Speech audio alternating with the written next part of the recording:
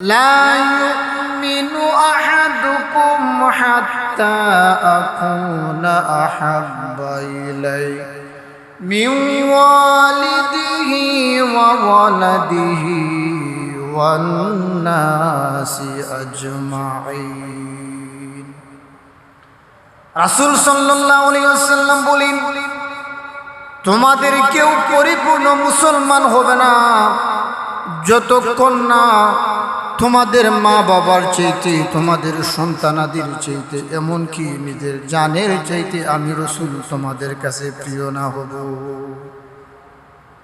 হযরত উমর রাদিয়াল্লাহু তাআলা আনহু রাসূল সাল্লাল্লাহু আলাইহি ওয়াসাল্লামের কাছে এসে বলেন, ইয়া রাসূলুল্লাহ, ইয়া হাবিবাল্লাহ, ওগো নবীজি, আমার জান ব্যতীত পৃথিবীর সকল বস্তুর চাইতে, আমার মা বাবার চাইতে, আমার সন্তানাদির চাইতে, ওগো নবীজি, আমি আপনাকে সবচেয়ে বেশি ভালোবাসি।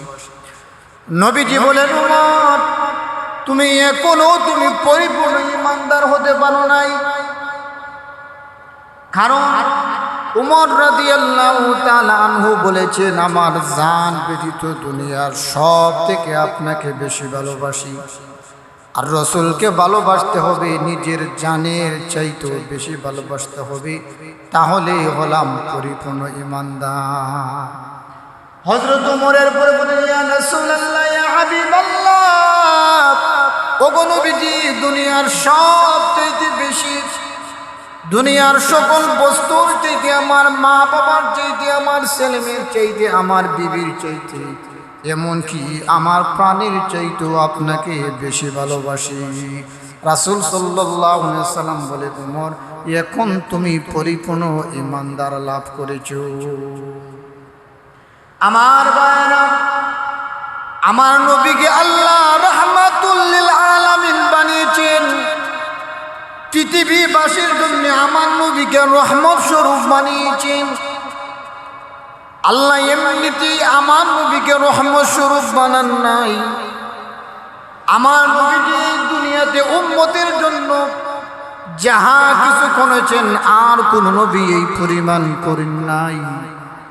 আমার নবী ইসলামের জন্য যে ত্যাগ তিতিক্ষা স্বীকার করেছেন, আর কোন নবী এই পরিমাণ করেন নাই।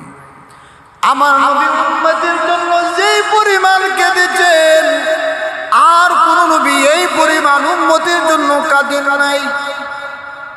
নবীজি একবার দরওয়াজা বন্ধ করে উম্মতের জন্য কাঁদেন, উম্মতি উম্মতি। হযরত আবু বকর সিদ্দিক রাদিয়াল্লাহু তাআলা আনহু নবীকে দরওয়াজার মধ্যে টোকা দিলেন। নবীজি দরজা খুললেন না। আবু বকর আবার দরওয়াজায় টোকা দিলেন, নবীজি দরজা খুললেন না। নবীজি চোখের পানি ছেড়ে দিয়ে উম্মতের জন্য কান্দে, উম্মতি উম্মতি সিজদা করে কান্দে।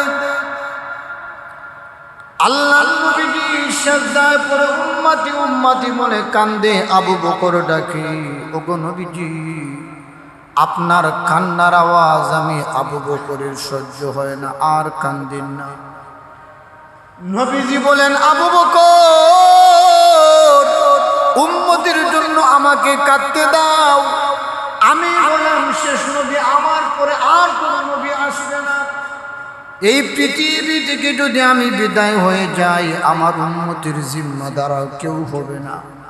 আবু বকর রে, আমার উম্মত এতিম হয়ে যাবে, এতিম উম্মতের জন্য আমাকে ক্রন্দন করতে দাও।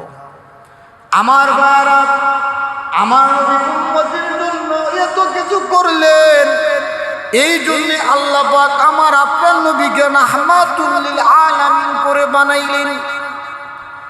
আমার নবীকে সাহাবায়ে কেরাম এত পরিমাণ মহব্বত করেছেন, এত পরিমাণ ভালোবেসেছেন।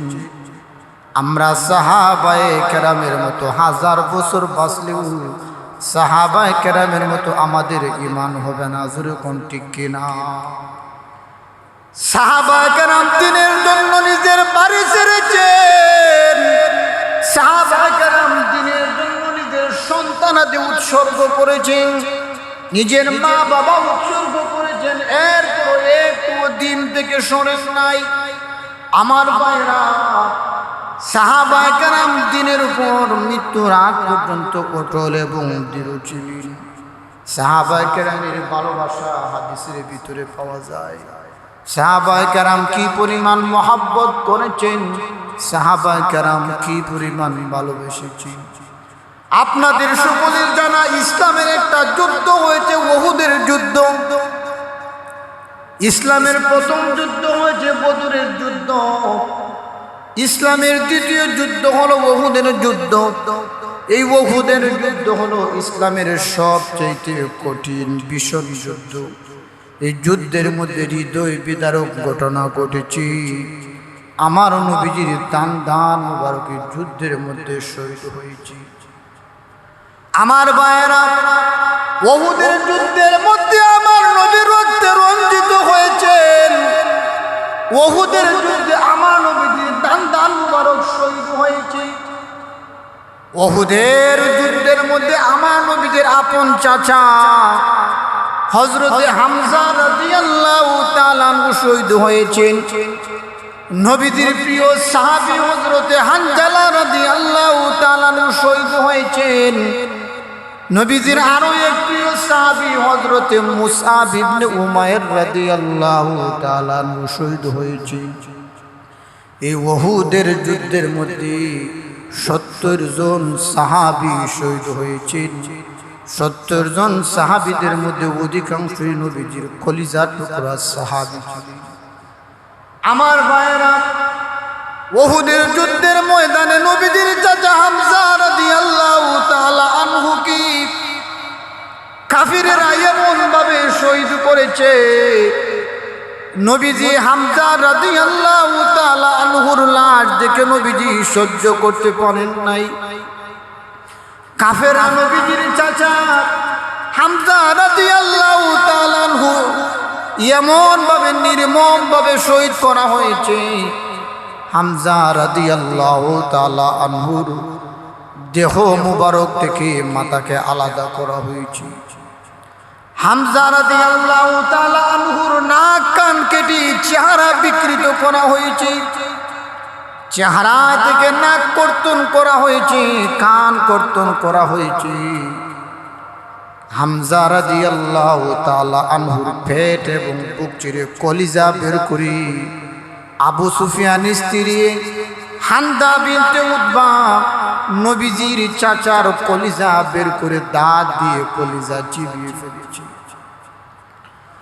এই উহুদের যুদ্ধের পরে নবীজির চাচার লাশ যখন নবীর সামনে আনা হলো, নবীজি সহ্য করতে পারলে না। নবীজি কসমকে বলেন, যে যারা আমার নবীর এই শরীরকে যারা কত বিকৃত করেছে, আমার চাচার যারা চেহারা বিকৃত করেছে, আমি মুহাম্মদ কসমকে বলি আমিও কাফেরদের 70 জন কাফিরদেরকে এইভাবে আমি বিকৃত করব। নবীজি প্রতিশোধ নেওয়ার জন্য কসম করলেন। আমার ভাইয়েরা, আমার আল্লাহ নবীকে ধৈর্য ধরার জন্য আয়াত নাজিল করলেন সূরা নাহলে। সূরা নাহলের আয়াত নাজিল করে আমার আল্লাহ নবীকে জানা দিলেন, ওগো নবীজি, আপনি প্রতিশোধ নিতে পারবেন। আপনার যে পরিমাণ ক্ষতি হয়েছে এর চাইতে বেশি নয়, কিন্তু আপনি যদি ধৈর্য ধারণ করেন আল্লাহ আপনাকে আরো বেশি ভালোবাসবেন এবং আল্লাহ আপনাকে সাহায্য করবেন। আমার ভাইয়েরা, এত পরিমাণ ধৈর্যের নবী, নবীজি সহ্য করতে পারলেন না। নবীজির চাচাকে এমন ভাবে কত বিকৃত করা হয়েছে। নবীজির একজন প্রিয় সাহাবী হযরতে হানজালা রাদিয়াল্লাহু তাআলা আনহু তিনিও শহীদ হয়েছেন। উহুদের যুদ্ধের আগে নবীজি তাকে বিবাহ পড়াইছেন। নবীজি যখন উহুদের যুদ্ধের জন্য সাহাবীদের লিস্ট করতেছেন কারা কারা যুদ্ধের ময়দানে যাবে, সাহাবায়ে কেরাম লাইনে দাঁড়ালেন। প্রত্যেকে উহুদের যুদ্ধে যাওয়ার জন্য নাম লিখালেন। হযরতে হানজালা রাদিয়াল্লাহু তাআলা আনহু উহুদের যুদ্ধে যাওয়ার জন্য নাম লিখালেন। লাইনে দাঁড়ালেন। নবীজি বললেন, হো হানজালা, তোমার মাত্র বিবাহের একদিন হয়েছে, আজকে তোমার হানিমুন হবে, বাসর ঘর হবে। হানজালা রে, তোমাকে যুদ্ধে যাওয়ার জন্য পারমিশন দিব না। আমার ভাইয়েরা, হযরতে হানজালা রাদিয়াল্লাহু তাআলা আনহু বিবাহ করেছেন, মাত্র একদিন হয়েছে। যুদ্ধে যাওয়ার জন্য তিনি লাইনে দাঁড়ালেন। আমার নবীজি হানজালা রাদিয়াল্লাহু তাআলা আনহুকে অনুমতি দেন নাই, পারমিশন দেন নাই। কারণ একদিন পরে হানিমুন হবে, বাসর ঘর হবে। নবী বলেন, হানজালা, তোমার প্রতি স্ত্রীর হক আছে, স্ত্রীর প্রতিও তোমার হক আছে। এমত অবস্থায় তোমাকে যুদ্ধের পারমিশন দেওয়া যায় না রে। হানজালা রাদিয়াল্লাহু তাআলা আনহু বাড়িতে চলে গেলেন। নবীজি যুদ্ধের পারমিশন দিলেন না। রাত্রিবেলায় উহুদের যুদ্ধ শুরু হয়ে গেছে। আমার ভাইরা, হানজালা স্ত্রীকে নিয়ে ঘুমিয়ে আছে। হঠাৎ করে একজন ঘোষণা করে, ও মদিনার মানুষেরা, জানুনি উহুদের প্রান্তরে দিনের নবী ইন্তেকাল করেছেন। মদিনার গলিতে গলিতে যখন একজন ঘোষণা দেয়, মায়া নবীজি আর দুনিয়াতে নাই। হানজালা রাদিয়াল্লাহু তাআলা নবীকে নিয়ে ঘুমিয়েছিলেন। হঠাৎ করে যখন কানে আসলো মায়ার নবীজি দুনিয়া ছেড়ে চলে গেছেন, আমার বাবা হানজালা ঘুম থেকে উঠলেন। বিবিকে বললেন, বিবি, আমার তরবারিটা দাও, আমি আর এই মুহূর্তে ঘরের মধ্যে থাকতে চাই না। দিনের নবী শহীদ হয়ে গেছে, আমি বেঁচে থাকি কি লাভ? হানজালা রাদিয়াল্লাহু তাআলা নূর স্ত্রী বললেন, স্বামী হে, আজকে হানিমুন, আজকে বাসর রাত, আমাকে ছেড়ে কিভাবে তুমি চলে যাবে? হানজালা রাদিয়াল্লাহু তাআলা বলেন, আজকে আমার নবী যদি শহীদ হয়ে যায়, আমি যদি জীবিত থাকি, কাল কিয়ামতের ময়দানে আমি আশিকে রাসূল হতে পারবো না। আমার ভাইরা, হানজালা রাদিয়াল্লাহু তাআলা আনহু পাগলের মতো হয়ে গেলেন, অস্থির হয়ে গেলেন, যুদ্ধের ময়দানে চলে যাবেন। স্ত্রী অনুরোধ করেন, স্বামী, আপনার উপর গোসল ফরজ, আপনি গোসলটা আদায় করে যান। হানজালা রাদিয়াল্লাহু তাআলা আনহু বলেন, বিবি হে আমার, এই গোসল ফরজ আমার হয়েছে, গোসল করাটা আমার। আর আমার নবীজি শহীদ হয়েছেন, এই মহব্বত হলো আমার। গোসলের চাইতে আমার নবীর মহব্বত বেশি। হো প্রাণের স্ত্রী, তোমার সাথে হতে পারে আজকে আমার শেষ মোলাকাত। যদি আবার ফিরে আসি, আবার দুনিয়াতে দেখা হবে। আর যদি ফিরে না আসি, জান্নাতে তোমার সাথে দেখা হবে। জোরে বলি আল্লাহ। আমার ভাইয়েরা, হানজালা স্ত্রীর কাছ থেকে বিদায় নিয়ে যুদ্ধের ময়দানে চলে গেলেন। হানজালা রাদিয়াল্লাহু তাআলা আনহু যুদ্ধ করতে করতে উহুদের প্রান্তরে শহীদ হয়ে গেলেন। যুদ্ধ শেষে নবীজি সাল্লাল্লাহু আলাইহি ওয়াসাল্লাম বললেন, শহীদের লাশগুলো আমার সামনে একত্রিত করুন। যুদ্ধ শেষে নবীজি সাল্লাল্লাহু আলাইহি ওয়াসাল্লামের আদেশে সমস্ত শহীদের লাশ একত্রিত করা হলো। দেখা গেল 68টা লাশ আর 2টা লাশ পাওয়া যায় নাই। উহুদের যুদ্ধের প্রান্তরে 70 জন সাহাবী শহীদ হয়েছে। 2টা লাশ বাদে 68টা লাশ পাওয়া গেল, আর 2টা লাশ পাওয়া যায় নাই। একটা হলো নবীজির চাচা হামজা রাদিয়াল্লাহু তাআলা আনহু, আরেকটা হলো নবীজির প্রিয় সাহাবী হযরতে হানজালা রাদিয়াল্লাহু আনহু। আমার ভাইয়েরা, সাহাবা কেরাম খুঁজতে খুঁজতে হঠাৎ করে দেখলেন হানজালার লাশটা পাওয়া গেছে। সাহাবা কেরাম হানজালার লাশ নবীর সামনে উপস্থাপনা করলেন। নবীজি হানজালার লাশ দেখে নবীজি চোখের পানি ছেড়ে দিয়া কান্দে। নবীজি বলেন, ও সাহাবীরা, জি সাহাবীর বিবাহের মাত্র একদিন হয়েছে, দ্বিতীয় দিন তার বাসর ঘর ছিল, হানিমুন ছিল। আমি বিশ্ব নবী তাকে যুদ্ধে আসার জন্য পারমিশন দেই নাই।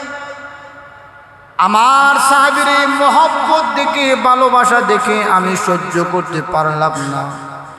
হঠাৎ করে দেখেন একজন বোরকা পরিহিত মহিলা নবীর কাছে আসিয়া বলেন, ইয়া রাসূলুল্লাহ, ইয়া হাবিবাল্লাহ, ওগো নবীজি, আমাকে চিননি।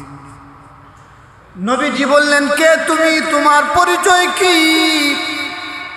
হানজালার স্ত্রী ডাক দিয়া বলে, ইয়া রাসূলুল্লাহ, ইয়া হাবিবাল্লাহ, ওগো নবীজি, 2 দিন আগে আপনার সাহাবী হানজালার বিবাহেতে আপনি নিজে কুরমা খেজুর ছিটিয়েছিলেন। আপনার সাহাবী হানজালার বিবাহ আপনি নিজে পড়িয়েছিলেন। ওগো নবীজি, আমার স্বামী আজকে যুদ্ধের ময়দানে শহীদ হয়ে গেছে। আমি এই খবর দেওয়ার জন্য এসেছি। আমার স্বামী যখন আমার সাথে মিলিত অবস্থায় ছিলেন, তিনি এরপরে ফরজ গোসল করেন নাই। ফরজ গোসল না করে এমনিতেই যুদ্ধের ময়দানে শহীদ হয়ে গেছে। ওগো নবীজি, আমি জানি যারা যুদ্ধের ময়দানে শহীদ হয় তাদের কাফন পরানো লাগে না, তাদের গোসল করানো লাগে না। শহীদদেরকে এমনিতেই কাফন ছাড়া, গোসল ছাড়া দাফন করা হয়, যেরকম ঠিক কিনা? আমার ভাইরা, হানজালার স্ত্রী ডাক দিয়া বলে, নবী গো, আমার স্বামী হানজালাকে আপনি একটু গোসল দিয়েন। নবীজি এই কথা শুনে আরো বেশি নবীজি কান্দেন। হঠাৎ করে জিবরাইল আলাইহিস সালাতু ওয়াস সালাম আগমন করলেন। নবীজি কান্দা অবস্থায় জিবরাইল আগমন করে বলেন, ইয়া রাসূলুল্লাহ, ইয়া হাবিবাল্লাহ, ওগো নবীজি, আপনার সাহাবী হানজালার গোসলের দরকার নাই। আল্লাহ তাআলা 3য় আসমানে ফেরেশতাদের মাধ্যমে হানজালার গোসল জান্নাতের পানি দিয়া গোসল করাইয়া দিছে। এই জন্য এই সাহাবীর উপাধি দেওয়া হলো গালিল গাসিলুল মালাইকা, ফেরেশতাদের গোসল। আমার ভাইরা, সাহাবায়ে কেরাম, নবীর প্রতি তাদের ভালোবাসা, তাদের মহব্বত, দ্বীনের প্রতি তাদের ভালোবাসা, মহব্বত, মসজিদের প্রতি তাদের ভালোবাসা, মহব্বত, ইসলামের প্রতি তাদের ভালোবাসা, মহব্বত দুনিয়ার সবচেয়ে বেশি। এইভাবে সাহাবায়ে কেরাম প্রমাণ করে গেছেন, দুনিয়ার সবচেয়ে বেশি মহব্বত হবে আল্লাহর এবং তার রাসূলের। হযরতে আবু বকর সিদ্দিক রাদিয়াল্লাহু তাআলা আনহু নবীর কাছে অনুমতি চাইলেন, ইয়া রাসূলুল্লাহ, ইয়া হাবিবাল্লাহ, ওগো নবীজি, আমাদেরকে আপনি প্রকাশ্যে দিনের দাওয়াত জন্য পারমিশন দিন। তখন মাত্র মুসলমানের 38 জনের একটা দল ছিল, 2 জন কম 40 জন একটা ছোট্ট দল ছিল মুসলমানদের। গোপনে গোপনে দিনের দাওয়াত চলতো, প্রকাশ্যে দিনের দাওয়াত দেওয়া যাইত না। আবু বকর সিদ্দিক রাদিয়াল্লাহু তাআলা আনহু বললেন, ইয়া রাসূলুল্লাহ, আমরা তো এখন মোটামুটি একটা বড় দলে পরিণত হয়েছি, আমাদেরকে আপনি দ্বীনের দাওয়াত, প্রকাশ্যে দাওয়াত দেওয়ার জন্য বলুন। আল্লাহর নবী সাল্লাল্লাহু আলাইহি ওয়াসাল্লাম আবু বকরকে দ্বীনের দাওয়াত প্রকাশ্যে দেওয়ার জন্য পারমিশন দিয়ে দিলেন। হযরতে আবু বকর সিদ্দিক রাদিয়াল্লাহু তাআলা আনহু খানায়ে কাবার কাছে গিয়া দ্বীনের দাওয়াত প্রকাশ্যে দিলেন। আবু বকর সিদ্দিক রাদিয়াল্লাহু তাআলা আনহু প্রকাশ্যে দ্বীনের দাওয়াত দেওয়ার কারণে আরবের কাফিরেরা, মুশরিকেরা আবু বকরের উপর ঝাঁপায়া পড়ে আবু বকরের উপর এমন ভাবে হামলা করে হযরতে আবু বকর জ্ঞান হারিয়ে গেলেন। হযরতে আবু বকর সিদ্দিক রাদিয়াল্লাহু তাআলা আনহুকে পরিবারের লোকজন বাড়িতে নিলেন, এখনো জ্ঞান ফিরে নাই। পরিবারের সবাই আবু বকরের চতুর্পার্শ্বে ঘেরাও করে আছেন, কখন জ্ঞান ফিরে আসবেন। আবু বকরের মা খাবার রেডি করে আবু বকর সিদ্দিক রাদিয়াল্লাহু তাআলা আনহুর মুখের সামনে দাঁড়িয়ে আছে। আবু বকর সিদ্দিক রাদিয়াল্লাহু তাআলা আনহু যখনই মাত্র জ্ঞান ফিরল, আবু বকর বললেন, ওগো আম্মা জান, আমার পেয়ারা নবী কেমন আছেন? আবু বকরের মা বললেন, বাজান তুমি এত কোন অজ্ঞান ছিল, আগে তুমি খাবার খেয়ে নেও। আবু বকর সিদ্দিক রাদিয়াল্লাহু তাআলা আনহু বলেন, আম্মা জান, আমার নবীকে আমি চোখে না দেখা পর্যন্ত খাবার মুখে দিব না। হযরত আবু বকর সিদ্দিক রাদিয়াল্লাহু তাআলা আনহু জ্ঞান ফেরার পর খাবার না খেয়ে সরাসরি দারুল আরকামে নবী সাল্লাল্লাহু আলাইহি ওয়াসাল্লামের কাছে গেলেন। যতক্ষণ দেখলেন আমার নবীজি ভালো এবং সুস্থ আছেন, এরপরে আবু বকর খাবার খাইলেন। আল্লাহ, আমার নবীর প্রতি সাহাবা কেরামের ভালোবাসা। হযরত ওমর রাদিয়াল্লাহু তাআলা আনহু বলেন, রাসূল সাল্লাল্লাহু আলাইহি ওয়াসাল্লাম আমাদেরকে একবার দান করার আদেশ দিলেন। নবীজি বললেন, তোমাদের কার কাছে কি আছে, আল্লাহর রাস্তায় তোমরা দান খয়রাত করো। হযরত ওমর রাদিয়াল্লাহু তাআলা আনহু মনে মনে ভাবলেন, সব সময় আবু বকর দ্বীনের কাজে প্রতিযোগিতায় জিতে যায়, আজকে আবু বকর আমার সাথে জিততে পারবে না, কারণ আবু বকরের চাইতে আমি ওমরের কাছে অনেক মাল আছে যা আবু বকরের মধ্যে নাই। হযরত ওমর রাদিয়াল্লাহু তাআলা আনহু অনেক মাল নবীজির সামনে হাজির করলেন। নবীজি সাল্লাল্লাহু আলাইহি ওয়াসাল্লাম ওমর রাদিয়াল্লাহু তাআলা আনহুকে জিজ্ঞাসা করলেন, ওমর, আল্লাহর রাস্তায় খরচ করার জন্য তুমি কি দান করেছো? হযরত ওমর রাদিয়াল্লাহু তাআলা আনহু বলেন, ইয়া রাসূলুল্লাহ, ইয়া হাবিবাল্লাহ, আমার মালের অর্ধেক মাল আল্লাহর রাস্তায় খরচ করার জন্য নিয়ে হাজির হয়েছি। নবীজি বললেন, তাহলে ঘরে তুমি কি রেখে এসেছো? বলেন, ঘরে আরো অর্ধেক মাল আমি রেখে এসেছি। হযরত আবু বকর সিদ্দিক রাদিয়াল্লাহু তাআলা আনহু তিনিও সমস্ত মাল নবীজির সামনে হাজির করলেন। নবীজি জিজ্ঞাসা করলেন, আবু বকর, সব মাল তুমি হাজির করলে, ঘরের পরিবারের জন্য তুমি কি রেখে আসলা? আবু বকর সিদ্দিক রাদিয়াল্লাহু তাআলা আনহু বলেন, নবী গো, আমার ঘরের ভিতরে যত মাল ছিল আল্লাহর রাস্তায় দেওয়ার জন্য সমস্ত মাল নিয়ে হাজির হয়েছি, ঘরে আর রাখার মতো কোনো জিনিস নাই। নবীজি বললেন, তাহলে তুমি ঘরের ভিতরে কি রেখে এসেছো? আবু বকর বলেন, ওগো নবীজি, ঘরের মধ্যে আল্লাহ এবং তার রাসূলকে রেখে এসেছি। সুবহানাল্লাহ। হযরত ওমর বলেন, আজকেও আমি আবু বকরের কাছে হেরে গেলাম, আবু বকরের সাথে আমি প্রতিযোগিতায় পাল্লা দিতে পারলাম না। আমার ভাইয়েরা, তারা এইভাবে দ্বীনের কাজের জন্য প্রতিযোগিতা করতেন, মসজিদে দান করার জন্য তারা প্রতিযোগিতা করতেন, কার থেকে বেশি দান করবে। ইসলামের জন্য যুদ্ধের ময়দানে কার চাইতে কে আগে বেশি বেশি কাফিরদেরকে নিহত করবেন এবং শহীদ হবেন, সেই তামান্না আকাঙ্ক্ষা করতেন। আমার ভাইরা, তেমনি ভাবে নবীদের একজন সাহাবী হযরতে মুসআব ইবনে উমাইর রাদিয়াল্লাহু তাআলা আনহু, সবাই বলে রাদিয়াল্লাহু তাআলা আনহু। মুসআব ইবনে উমাইর রাদিয়াল্লাহু তাআলা আনহু তিনি উহুদের ময়দানে শহীদ হয়ে যান। উনি এমন এক সাহাবী, আরবের সমস্ত পরিবারের মধ্যে সবচেয়ে ধনী পরিবারের সন্তান ছিলেন। হযরতে মুসআব ইবনে উমাইর আরবের সমস্ত সম্ভ্রান্ত পরিবারের মধ্যে, বিত্তশালী পরিবারের মধ্যে সবচেয়ে প্রভাবশালী বিলাসী পরিবার ছিল হযরতে মুসআব ইবনে উমাইর। মুসআব ইবনে উমাইর রাদিয়াল্লাহু তাআলা আনহু এবং বাবার একমাত্র সন্তান ছিলেন, আদরের দুলালি ছিলেন। উনি এমন এমন জামা পরিধান করতেন, এমন এমন দামি দামি জুতা পরিধান করতেন, আরবের কেউ তার মতো পরিধান করত। তখনকার সময় ইয়ামনের বিখ্যাত দামি ব্র্যান্ডের জুতা ছিল। তখনকার সময় ইয়ামনের কাপড় সারা বিশ্বব্যাপী খ্যাত ছিল। হযরতে মুসআব ইবনে উমাইর রাদিয়াল্লাহু তাআলা আনহু সবচেয়ে দামি কাপড়, সবচেয়ে দামি জুতা সবার আগে যিনি পরিধান করতেন তিনি হলেন মুসআব ইবনে উমাইর। তিনি ছিলেন আরবের যুবকদের মধ্যে সুন্দরদের জন্য নায়ক, হিরো ছিল। যেমন আমাদের সমাজে, আমাদের দেশে দেখবেন অনেক তরুণ তরুণী আছে যারা নায়ক নায়িকাদের অনুসরণ করে, নায়ক কিভাবে স্টাইল করে সে তার মডেল অনুসরণ করে।